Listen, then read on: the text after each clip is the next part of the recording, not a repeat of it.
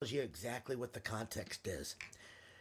The reason we are not subject to God's wrath is because those bowls are poured out after Christ's return, when we have taken on immortality. And the Bible is so clear when you read this, line by line, in context.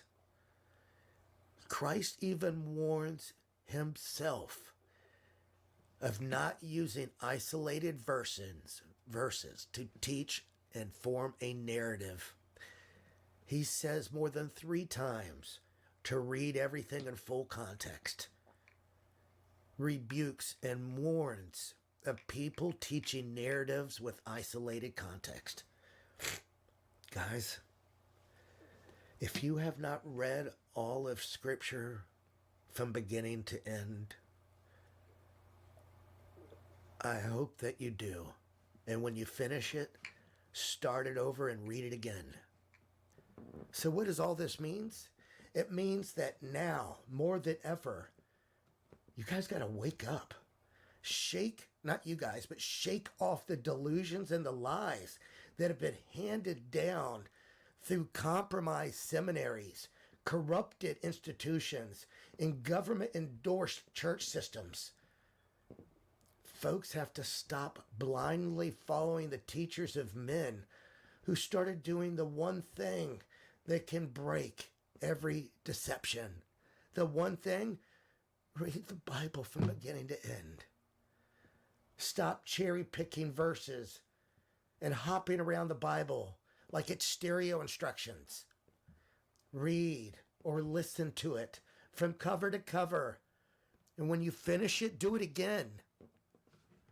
Stop relying on secondhand theology of someone's understanding that they received from someone else, that they got from someone else. Just read the Word of God. That's all you need. The only translator you need is the Holy Spirit. Read it with humility, surrendering to God. That is the only way you will know our God, and know Him is the only thing that will sustain you from the lies. Jesus said, "My sheep hear my voice, and I know them, and they follow me." If we are His, we must hear His voice, not the voices of celebrity pastors, false prophets, or dead man traditions. We must return to the simplicity of Christ, the purity of the devotion of His Word. We have to prepare not to flee, but to stand.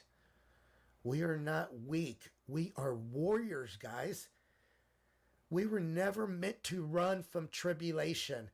We were born for this time period because it is through the fire that the bride is refined. It is through the battle that the sons and daughters of God shine the brightest. So I call each and every one of you not to fear, but to faith. Not to escape, but to endurance. Read your Bible.